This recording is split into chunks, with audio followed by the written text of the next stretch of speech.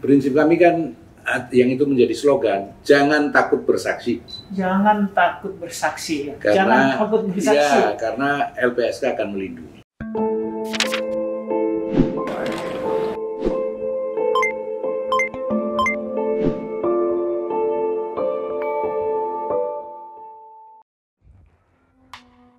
Lembaga Perlindungan Saksi dan Korban atau LPSK merupakan lembaga non-struktural guna menunjang pelaksanaan fungsi negara dan pemerintah.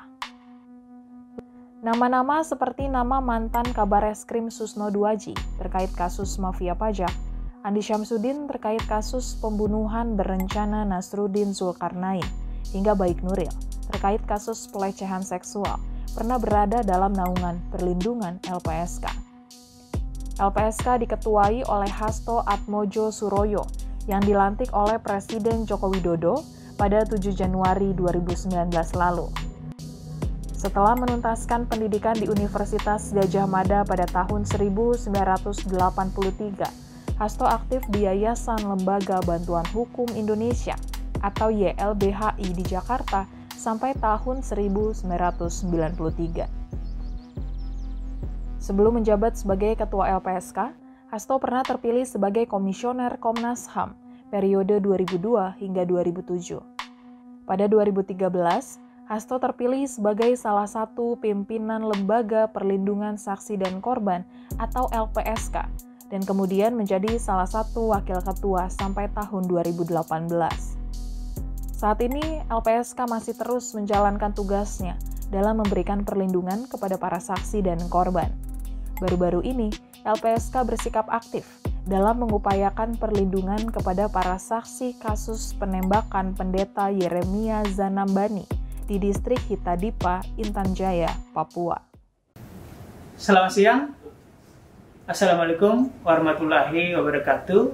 Salam sejahtera untuk kita sekalian. Om Swastiastu, Namo Buddhaya, salam kebajikan. Tribuners dan pembaca Warta Kota, hari ini, Selasa 24 November 2020, kita bertemu kembali dalam bincang-bincang saat ini dengan Ketua Lembaga Perlindungan Saksi dan Korban LPSK, Bapak Hasto Atmojo Suroyo. Selamat siang, Pak. Selamat siang. Ya. Baik. Agar Abdul, saya buka masker, nanti juga Bapak boleh kita protokol kesehatan terjaga. Pak Hasto, saya panggil Pak Hasto aja Pak ya. Silakan, iya betul. Pak, LPSK ini apa sih? Sebenarnya sih LPSK kan sudah 12 tahun, tapi belum banyak orang mungkin yang tahu. Apa sih bedanya LPSK dengan Komnas HAM misalnya? Iya. Ya, LPSK ini memang lahir dari reformasi ya. Setelah reformasi kan kemudian bermunculan komisi-komisi yang merupakan representasi dari masyarakat sipil berhadapan dengan negara ya. Dan itu muncul misalnya Komnas HAM, KPU, KPK yang merupakan komisi negara tetapi tidak di dalam pemerintahan. Tapi dia lebih berisi perwakilan-perwakilan dari masyarakat sipil. Nah, LPSK ini anak bungsunya reformasi. Ya, jadi dia lahir paling akhir dari komisi-komisi yang sudah ada. Nah, kelahiran LPSK ini mula-mula didorong oleh adanya dua tindak pidana besar yang pada waktu itu masih sangat menonjol. Itu adalah tindak pidana korupsi, di mana para saksi tidak berani memberikan kesaksian karena ketakutan dan sebagainya ya. Dan yang kedua tindak pidana terorisme, tindak pidana pelanggaran HAM berat masa lalu yang waktu itu belum tuntas-tuntas, bahkan sampai sekarang. Trisakti? Tak termasuk itu. Jadi Trisakti Tanjung Priok. Ya, itu yang kemudian mendorong masyarakat sipil pada waktu itu untuk berkumpul, kemudian bersama dengan perguruan tinggi dan sebagainya, mendorong agar DPR dan pemerintah mengeluarkan satu produk perundang-undangan untuk memberikan perlindungan pada saksi maupun korban, terutama untuk dua tindak pidana besar itu ya. Dan akhirnya tahun 2006 keluar Undang-Undang Nomor 13 yang namanya adalah Undang-Undang Perlindungan Saksi dan Korban. Jadi dulu ada konsorsium perlindungan saksi dan korban, itu yang mendorong lahirnya ini. Baru 2 tahun kemudian, 2008, bulan Agustus, lembaga ini terbentuk. Oke, berarti 2 tahun setelah undang-undangnya lahir. Iya, iya. Dalam perjalanannya kemudian terjadi revisi nih, karena sesuai dengan tuntutan dan kebutuhan, undang-undang ini kemudian direvisi pada tahun 2014. Jenis tindak pidananya ditambahkan, kewenangan LPSK ditambahkan, dan ada beberapa yang menyangkut kelembagaan. Jadi dengan keluarnya Undang-Undang Nomor 31 2014 ini makin mengukuhkan LPSK ini sebagai lembaga yang memang mendapat mandat dari negara untuk memberikan perlindungan pada saksi dan korban. Mendengar tadi bahwa 2 tindak pidana besar yang mendahului, korupsi dan pelanggaran HAM, berarti niatnya ini untuk memberi perlindungan kepada saksi dan korban agar mau bersaksi, agar terbuka bersaksi kayak begitu. Untuk mengungkap kasus-kasus. Ya, terutama kalau untuk pelanggaran HAM yang berat itu korbannya. Korban ini yang kurang mendapatkan perhatian. Jadi LPSK ini kan lahir kecuali oleh kondisi dan situasi di Indonesia sendiri, ini juga di dunia kan berkembang paradigma baru dalam sistem peradilan pidana yang disebut restoratif justice. Ya, di mana perhatian pada sistem peradilan pidana itu tidak hanya kepada pelaku saja, tetapi juga memberikan perhatian pada saksi dan korban. Kita ingat ketika tahun 81 keluar UHAP ya, pertama kali. Dan itu Indonesia dianggap sudah memasuki zaman baru, memperhatikan nasib pelaku tindak pidana agar tidak mengalami penyiksaan, agar tidak dan sebagainya. Itu mendapatkan apresiasi yang sangat tinggi lah Indonesia pada waktu itu, baik di dalam negeri maupun di luar negeri. Tetapi rupanya dalam perkembangan sistem peradilan pidana dan juga dinamika masyarakat itu tidak cukup. Harus ada perhatian yang lebih besar lagi terhadap saksi dan korban, bukan hanya pelaku.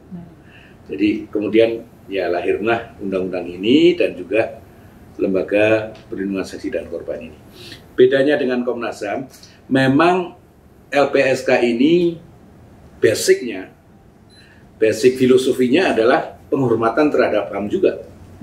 Tapi khusus untuk hak asasi manusia, saksi dan korban.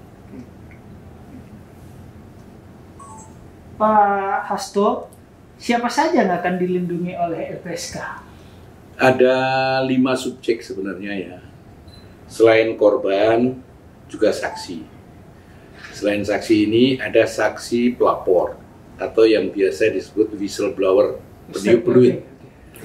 Yang ketiga itu adalah saksi pelaku yang bekerja sama atau yang sering disebut sebagai justice collaborator. Dan yang kelima, subjek kelima ini adalah ahli.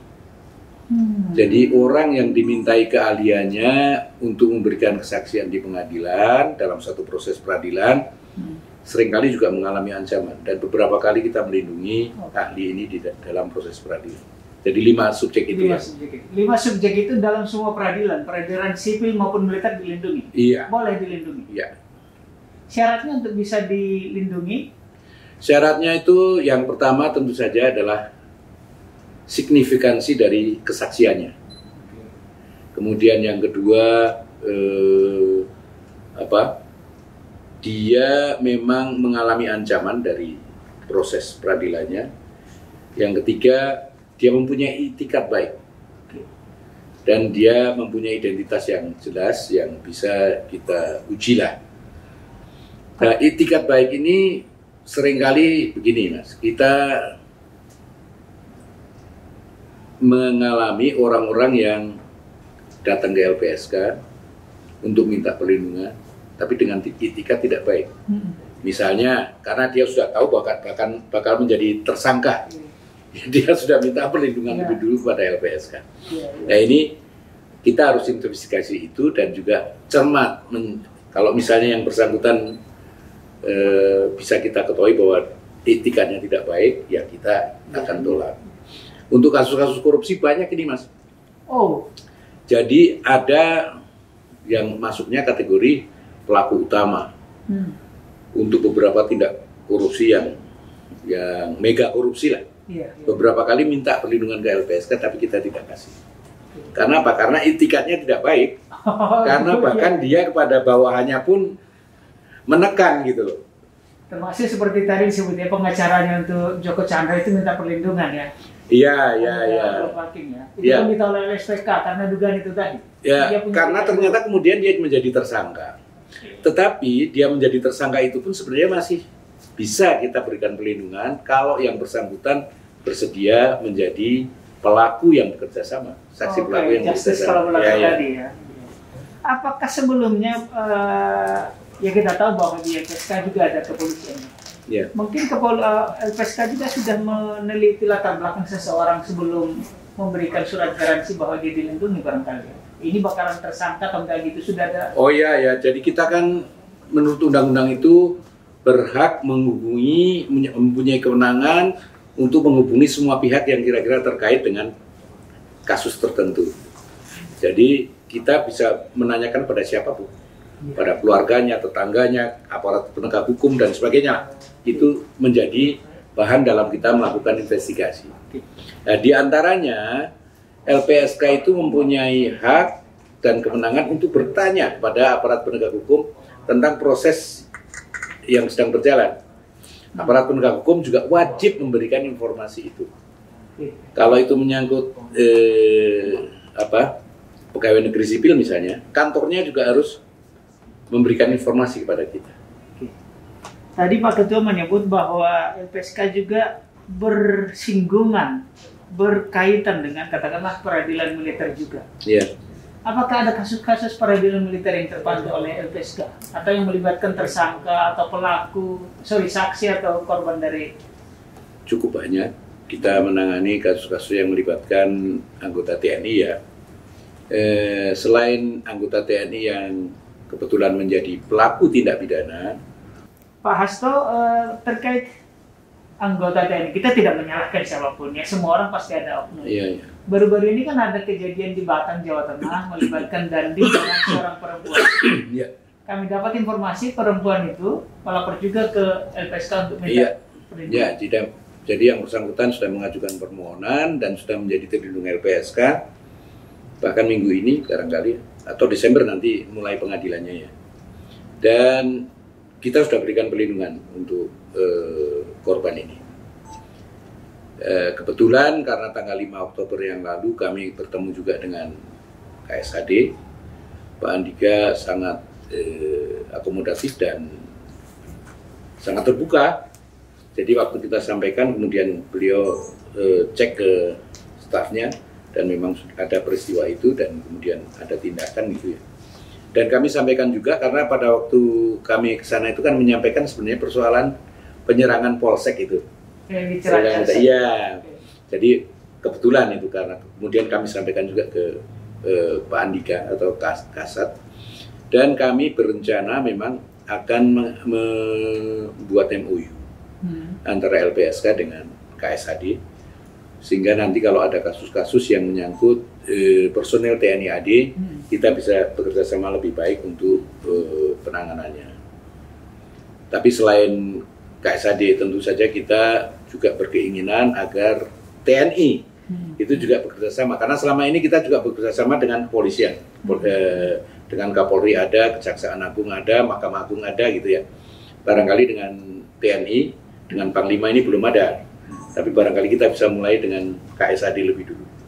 Ini semacam niat dari LPSK juga mendorong kepada masyarakat, kalaupun Anda mendapat perlakuan tidak baik, kekerasan dari aparat, jangan takut gitu ya, untuk penegakan demokrasi dan hak asasi. Prinsip kami kan yang itu menjadi slogan, jangan takut bersaksi. Jangan takut bersaksi ya. Jangan takut bersaksi. Ya, karena LPSK akan melindungi. Oke, jangan takut. Baik Pak Ketua, ada beberapa hal yang tadi sudah disebut yang dicakup atau dilindungi oleh LPSK, termasuk kekerasan seksual, bahkan penganiayaan seorang ustadz atau ulama di Lampung. Terkait dengan kekerasan seksual juga ada di Lampung dan tim LPSK ke sana yang pemerkosaan terhadap anak yang sudah di rumah aman. Itu bisa dijelaskan mungkin ada kasus berapa banyak sih Pak yang melibatkan seperti itu atau seberapa tinggi? Kalau kasus kekerasan seksual terhadap anak dan juga perempuan, itu permohonan di LPSK dalam 2 tahun terakhir ini meningkat tajam, Mas. Meningkat? Ya? Hampir 200%. Dalam 2 tahun meningkat 200%? Ya, itu angka yang ada di LPSK saja. Bisa Anda bayangkan kalau ini kan fenomena gunung es. Ya. Jadi sudah pasti angka realnya jauh lebih besar dari itu. Dan kami menemukan bahwa pelaku dari tindak pidana kekerasan seksual ini biasanya adalah orang dekat dari korban. Ada ayah kandung, ayah tiri, kakek kandung, kakek tiri, abang kandung, dan sebagainya ya. Juga tetangga. Dan yang lebih menarik, ini guru itu juga sering dilaporkan untuk tindak pidana ini.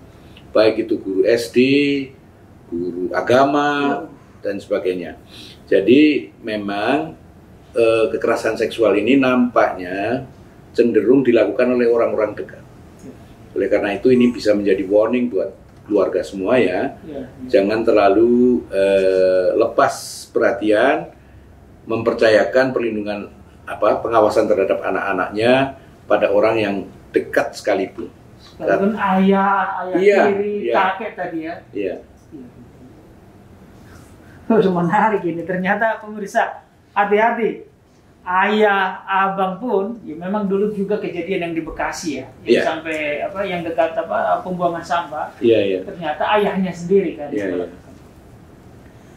Pak Ketua, ini kita bicara tentang COVID, kebetulan kan September lalu dari LPSK juga ada ya. Tentang pemberlakuan protokol kesehatan COVID sendiri di LPSK seperti apa? Apalagi LPSK sering kunjungan ke daerah. Ya, jadi kalau standar ya, kita di kantor ini ada kewajiban untuk cuci tangan, hand sanitizer, jaga jarak dan sebagainya. Itu prosedur standar kita jalankan. Dan karena kami ini mempunyai tugas layanan ke berbagai daerah, itu yang agak lebih ketat lagi. Jadi setiap kali sebelum berangkat, biasanya kami lakukan tes kepada para personel LPSK ini, baik bentuknya rapid test maupun swab. Jadi itu rutin. Begitu pulang juga setelah batas waktunya habis itu 2 minggu biasanya, kita akan lakukan tes ulang lagi, baik itu rapid test maupun swab. Dan itu berlaku untuk semua, termasuk saya. Jadi protokol kesehatan dilakukan ketat ya. Baik. Begitu ini sekarang kita masuk ke profil. Sedikit profil.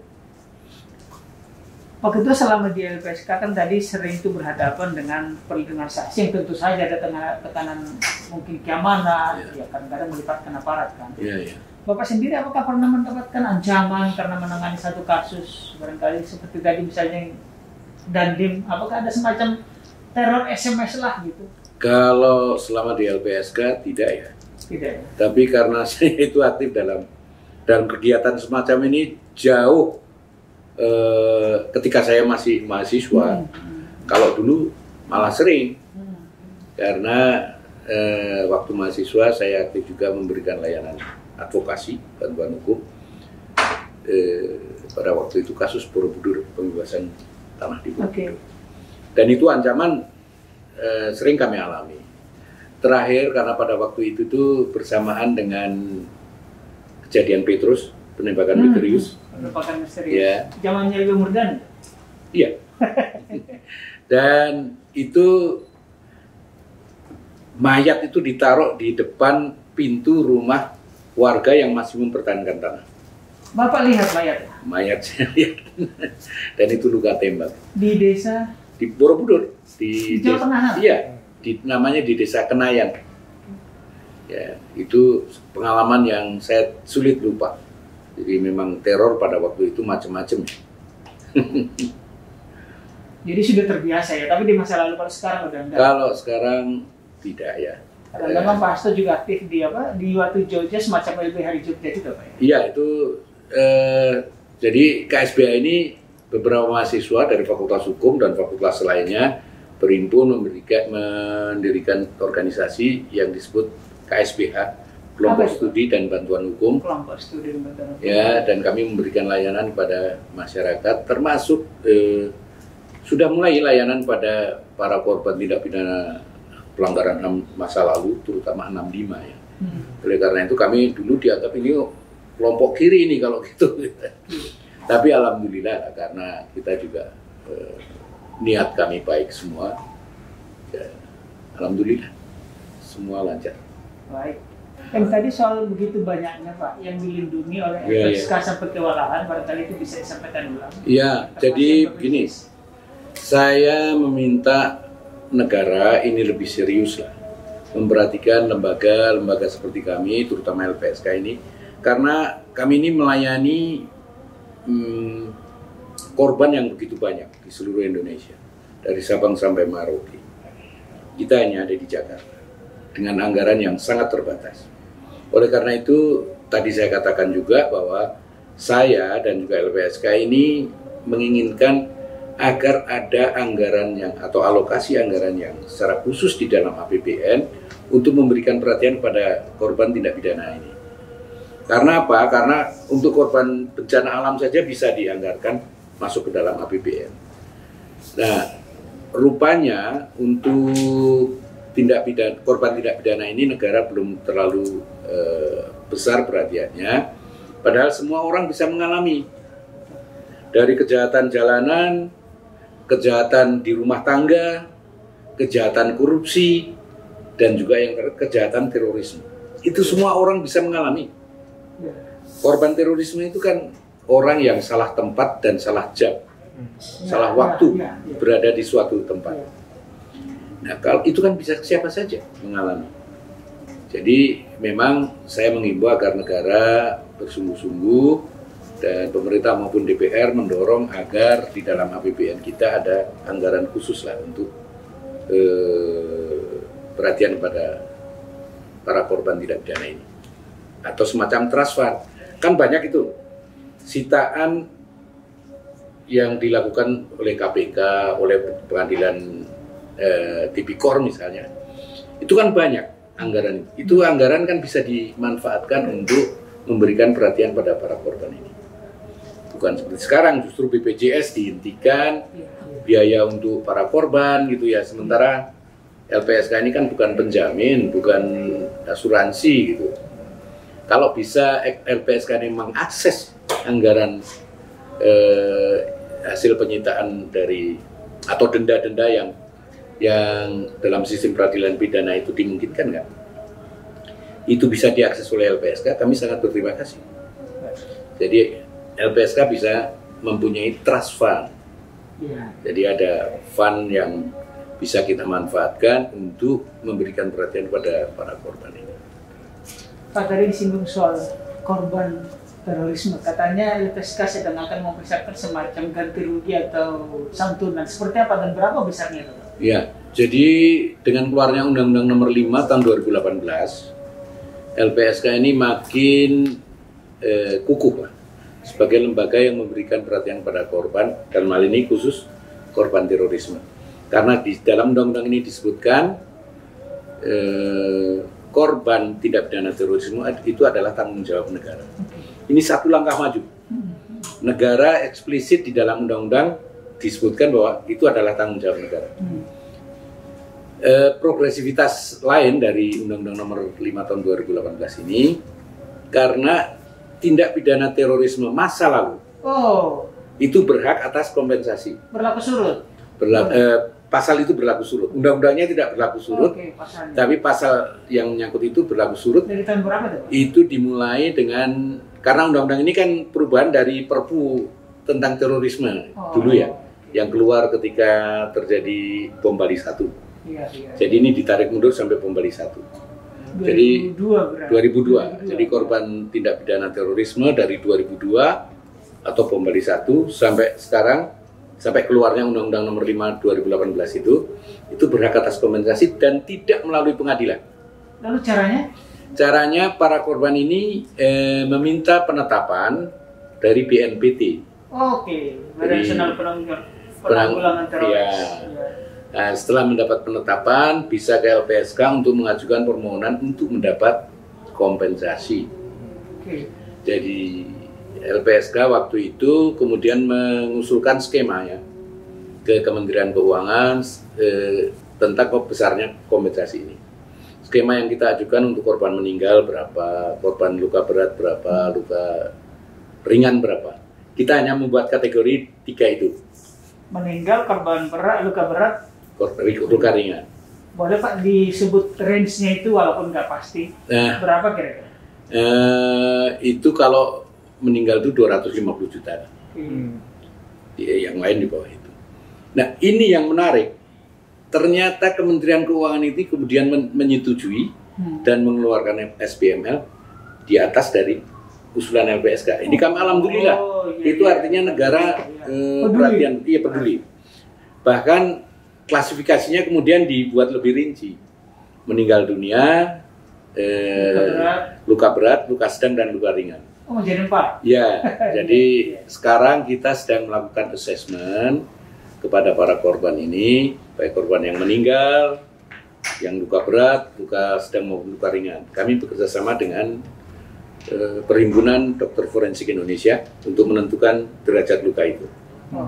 Ya, jadi ini sekarang sudah ada 215. 215? Ya, itu yang sudah kita assessment ya. Dan semua kita, ya yang meninggal sampai luka ringan? Iya. Tapi itu masih jauh lebih banyak orang yang belum teridentifikasi. Oleh karena itu, saya minta bantuan juga rekan-rekan pers, rekan-rekan media untuk mensosialisasikan. Kalau ada korban-korban tidak pidana terorisme masa lalu yang belum terlayani, silakan menghubungi LPSK. Baik. Saya kira itu. Terima kasih Pak Ketua atas informasinya. Semoga bermanfaat untuk masyarakat, Tribuners dan pembaca Warta Kota. Demikian bincang-bincang kita dengan Ketua LPSK Pak Hasto. Selamat siang. Assalamualaikum warahmatullahi wabarakatuh. Waalaikumsalam. Terima kasih Bapak. Ya.